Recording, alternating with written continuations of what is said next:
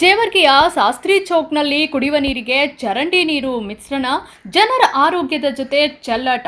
ಭೀಮವಾದ news effect. ಜೇವರ್ಗಿಯ Shastri ಚೌಕ್ನಲ್ಲಿ ಕುಡಿಯುವ ನೀರಿಗೆ ಚರಂಡಿ ವಿಷ, ವರದಿಗಾರರು ಬರುತ್ತಿದ್ದಂತೆ ಎಚ್ಚೆತ್ತ ಪುರಸಭೆ. ಪಟ್ಟಣದ ಶಾಸ್ತ್ರಿ ಚೌಕ್ ಪ್ರದೇಶದಲ್ಲಿ ನರಕ ಸದೃಶ ಪರಿಸ್ಥಿತಿ ನಿರ್ಮಾಣವಾಗಿದೆ. ಬೋರ್ವೆಲ್ ನೀರಿನಲ್ಲಿ ಚರಂಡಿ ಕೊಳಚೆ ಮಿಶ್ರಣವಾಗುತ್ತಿರುವ ಗಂಭೀರ ವಿಷಯದ ಬೆನ್ನತ್ತಿದ ಭೀಮವಾದ ನ್ಯೂಸ್ ತಂಡ ಇಂದು ಸ್ಥಳಕ್ಕೆ ಭೇಟಿ ನೀಡಿತು.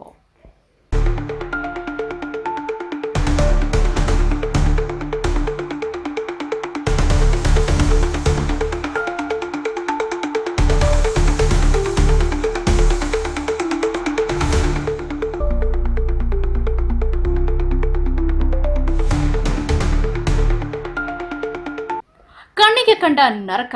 ಶಾಸ್ತ್ರಿ ಚೌಕ್ ನಿವಾಸಿಗಳು ತಮ್ಮ ಮನೆಯ ಬೋರ್ವೆಲ್ಗಳಲ್ಲಿ ಬರುತ್ತಿರುವ ಗಬ್ಬು ವಾಸನೆಯ ಕೊಳಚೆ ನೀರನ್ನು ತೋರಿಸಿ ಕಣ್ಣೀರು ಹಾಕುತ್ತಿದ್ದಾರೆ. ಕೆಲವು ಮನೆ ಮಾಲೀಕರು ತಮ್ಮ ಸ್ವಾರ್ಥಕ್ಕಾಗಿ ಚರಂಡಿಗಳನ್ನು ಮುಚ್ಚಿ ಹಾಕಿದ್ದೇ ಈ ಎಲ್ಲ ಅವಾಂತರಕ್ಕೆ ಕಾರಣವಾಗಿದೆ. ತೋರಿಕೆಗಾಗಿ ಸ್ವಚ್ಛತೆ. ವಿಶೇಷವೆಂದರೆ ಭೀಮವಾದ ನ್ಯೂಸ್ ವರದಿಗಾರರು ಸ್ಥಳಕ್ಕೆ ಆಗಮಿಸಿ ವರದಿ ಮಾಡಲು ಶುರು ಮಾಡುತ್ತಿದ್ದಂತೆಯೇ ಅಲ್ಲಿವರೆಗೆ ಸುಮ್ಮನಿದ್ದ ಪುರಸಭೆ ಅಧಿಕಾರಿಗಳು ಮತ್ತು ಪೌರಕಾರ್ಮಿಕರು ದಿಢೀರ್ ಪ್ರತ್ಯಕ್ಷರಾಗಿದ್ದಾರೆ. ಅಧಿಕಾರಿಗಳ ನಾಟಕ. ವರದಿಗಾರರ ಕ್ಯಾಮೆರಾ ಕಣ್ಣಿಗೆ ಸಿಕ್ಕಿ ಬೀಳುವ ಭೀತಿಯಿಂದಲೋ ಏನೋ ಅಧಿಕಾರಿಗಳು ಅವಸರವಾಗಿ ಪೌರಕಾರ್ಮಿಕರನ್ನ ಕರೆಸಿ ಚರಂಡಿ ಸ್ವಚ್ಛಗೊಳಿಸುವ ನಾಟಕವಾಡುತ್ತಿರುವುದು ಕಂಡುಬಂತು.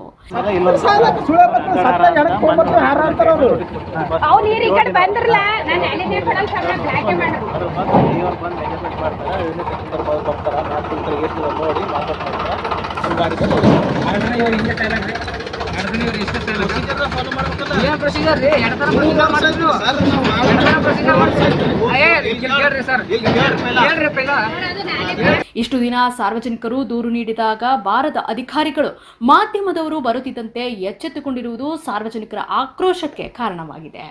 ಸ್ಥಳೀಯರ ಆಕ್ರೋಶ. ನಮ್ಮ ಆರೋಗ್ಯ ಹಾಳಾಗುವವರೆಗೂ ಅಧಿಕಾರಿಗಳು ಕಣ್ಣು ಮುಚ್ಚಿ ಕುಳಿತಿದ್ರು.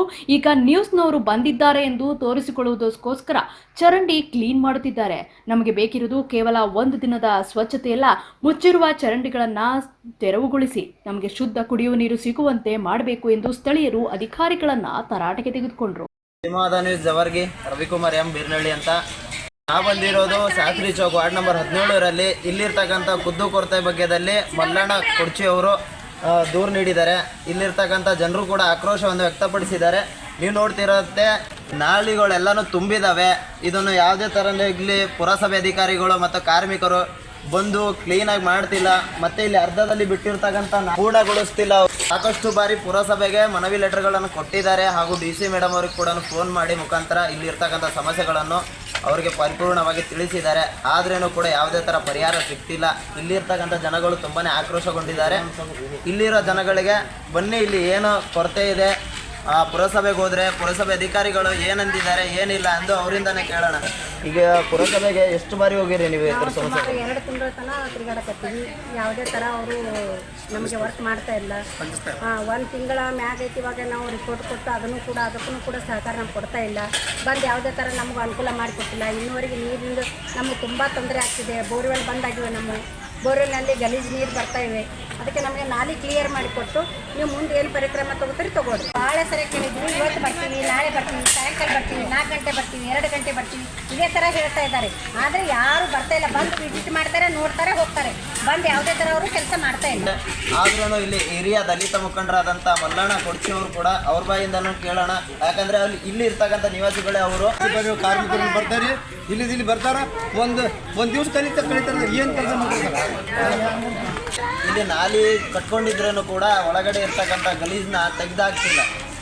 ಅಲ್ಲಿಂದ ಸುಮಾರು ಹೇಳ್ತಿದ್ದಾರೆ ಮಲ್ಲಣ್ಣವರು, ನಾವು ಸ್ವತಃ ಜೇಬಿಂದ ಖರ್ಚು ಮಾಡಿ ಮುನ್ಸಿಪಾಲ್ಟಿ ಅವ್ರಿಗೆ ಕರೆಸಿ ನಾವು ಕ್ಲೀನ್ ಮಾಡ್ತಿದ್ದೀವಿ ಅಂತ ಹೇಳ್ತಿದ್ದಾರೆ. ಹಾಗಾದರೆ ಪುರಸಭೆ ಅಧಿಕಾರಿ ಮತ್ತು ಕಾರ್ಮಿಕರು ಏನು ಮಾಡ್ತಿದ್ದಾರೆ ಅನ್ನೋದೇ ಒಂದು ಕುತೂಹಲ. ಸುಮಾರು ವರ್ಷದಿಂದ ಸಮಸ್ಯೆ ಆಯ್ತು ಸರ. ಇದು ಚರಂಡಿ ಕ್ಲೀನ್ ಮಾಡ್ತಾ ಇಲ್ಲ. ಹೋಗಿ ಪುರಸಭೆದವರಿಗೆ ಅರ್ಜಿ ಕೊಟ್ಟಿದ್ದೀವಿ, ಎಲ್ಲ ಮಾಡಿದ್ದೀವಿ. ಮತ್ತು DC ಅವ್ರಿಗೂ ಲೆಟ್ರ್ ಹಾಕಿದ್ದೀವಿ ಸರ್. DC ಅವ್ರಿಗೂ ಲೆಟ್ರ್ ಹಾಕಿದ್ದೀವಿ. ಇಲ್ಲಿ ನಮ್ಮ ಹತ್ರ ಇಲ್ಲಿ ಇದು ಇದೆ. ಆದರೂ ಕೂಡ ಅವರು ಏನೂ ಪುರಸಭೆದವ್ರು ಏನೂ ಕೇರೆ ಮಾಡ್ತಾ ಇಲ್ಲ. ಹೋಗಿ ಸಾಕಷ್ಟು ಸಾರಿ ಹೋಗಿ ಹೇಳಿದ್ದೀವಿ ಸರ್, ಚರಂಡಿ ಕ್ಲೀನ್ ಮಾಡಿರಿ ಸರ್ ಅಂತೇಳಿ. ಇವತ್ತು ಬರ್ತೀವಿ, ನಾಳೆ ಬರ್ತೀವಿ ಅಂತೇಳಿ. ಕುಡಿಯೋ ನೀರಿಗೆಲ್ಲ ಭಾಳ ಸಮಸ್ಯೆ ಆದ ಇಲ್ಲೆಲ್ಲ. ಮತ್ತು ಕಸ ಅವು ಏನೂ ಇದು ಮಾಡ್ತಾ ಇಲ್ಲ ಸರ್. ನೋಡ್ರಿ ಎಲ್ಲ ಗಲೀಜಿದೆ. ಸ್ವಲ್ಪ ಮೆಂಬರ್ ಅಂತ ಇದ್ರು, ಮೆಂಬರ್ ಅವರು ಯಾವುದೇ ಥರ ಗಮನ ತಗೊಂಡಿಲ್ವಾ ಇಲ್ಲಿದು? ಇಲ್ಲಿ ಯಾವ ಮೆಂಬರು ಯಾರು ಬಂದಿಲ್ಲ ಸರ್, ಹೇಳಿದ್ರು ಅವರು ಕ್ರಮ ತಗೊಂಡಿಲ್ಲ. ಈಗ ಅವರು ಹ್ಞೂ ಅಂತಾರೆ ಹೋಗ್ಬಿಡ್ತಾರೆ ಸರ್, ಎಲೆಕ್ಷನ್ ಮಾತ್ರ ಬರ್ತಾರೆ, ಚುನಾವಣೆಗೆ ಮಾತ್ರ ಬರ್ತಾರೆ, ಇಲ್ಲಿ ವೋಟಿಂಗ್ ಮಾತ್ರ.